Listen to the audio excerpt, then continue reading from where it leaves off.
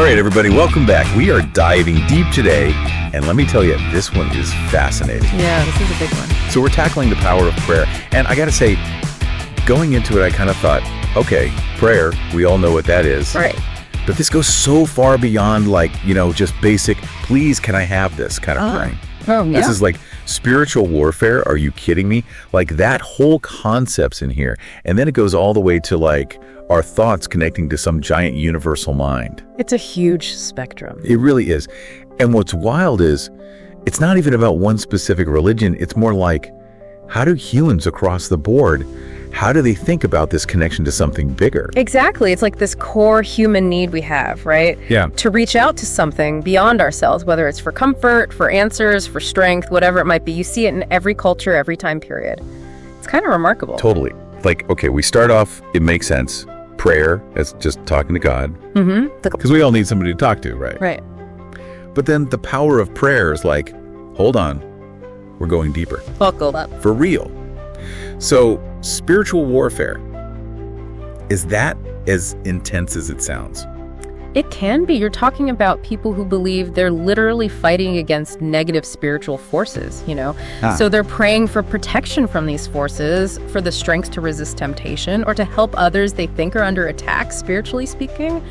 It's like taking that feeling of powerlessness and flipping it, Finding some agency in a world that can feel chaotic. Yeah, like you're tapping into a different power source almost. Right. A spiritual backup, that kind of thing. Exactly. Okay, but then, hold on, because it gets even wilder. Oh yeah, we're just getting started. Summoning spirits through prayer, what? Now that's where things get really interesting, right? No kidding. That Yeah. feels like, I don't know, almost like a superpower or something. Well, it's not as uncommon as you might think. I mean, historically, so many cultures have used prayer to connect with spirits, ancestors, guides.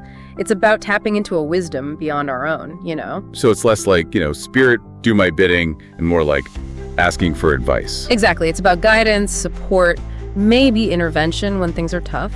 And that idea is woven through so many spiritual traditions. It's amazing. Okay, so we've gone from just talking to God to fighting spiritual battles to calling on spirits for help. Where does it go from there? Well, the book makes a really interesting distinction between, that outward focus of asking for things and what it calls focusing the spirit. Ooh, what's that? It's more about directing your internal energy, your thoughts, your intention towards a goal or a desired state of being. So less about begging for stuff, more about getting your own mind right. Exactly. And that actually ties into some really cool research that's been done in recent years. You familiar with Dr. William Broad's work at the Institute of Transpersonal Psychology? Vaguely, remind me. So he's done a lot of work on the power of focused intention, and his studies suggest it can influence all sorts of things, from plant growth to human behavior. No way, seriously. Yeah, it's like our thoughts actually have a measurable impact on the world around us. Wild. It is.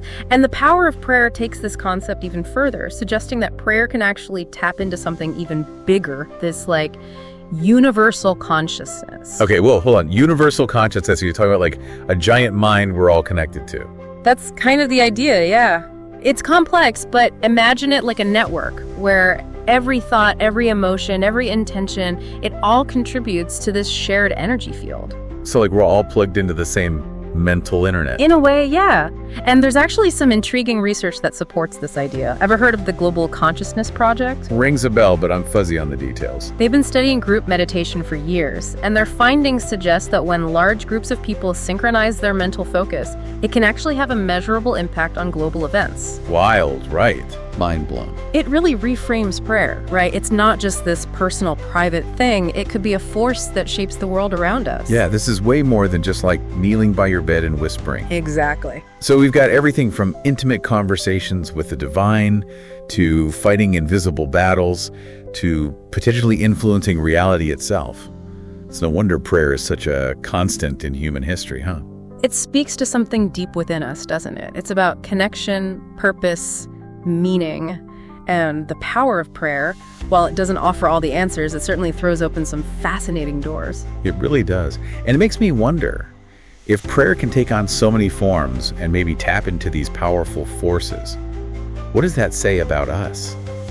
About our place in the universe? That's the million-dollar question, isn't it? No kidding. So as you're thinking about all this, What resonates most with you? Is it that feeling of connection, the possibility of personal transformation, or maybe that idea that we're all part of something much bigger than ourselves? So much to chew on there. Well, folks, thanks for joining us on this deep dive into the power of prayer. We'll see you next time.